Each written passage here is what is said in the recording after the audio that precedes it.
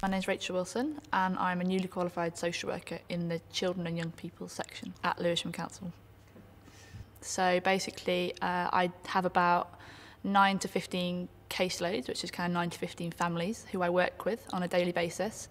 And my job is basically to look at the safety and protecting of children in those families, and working with families to try and protect the children and look at their holistic needs and things like their health and education and whether they're safe in the family environment, basically. I worked in my gap year in Africa, and that really affected me and kind of made me know that I wanted to work with children who were maybe slightly more disadvantaged than myself. It was an orphanage with about 150 children who'd been orphaned through AIDS, and we basically provided them with a home.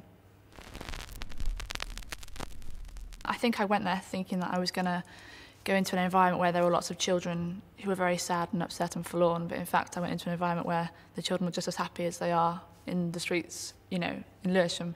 That kind of puts a lot of things into perspective, really. But equally I was, faced with things I hadn't seen before. Children obviously with terminal diseases and dealing with the issues that come with that and the loss that comes with that as well, things that I'd never dealt with in my life. I think in social work there's a lot of scope for doing different jobs. Just because I'm in child protection now doesn't mean that I will necessarily be in 5 years. In social work, because you have a generic, so kind of an overall qualification, I can do anything in social work at all. I could go into adoption or elderly care or mental health or youth offending. And it's very easy to kind of swap into different jobs, which is kind of quite exciting and quite interesting for the future, really.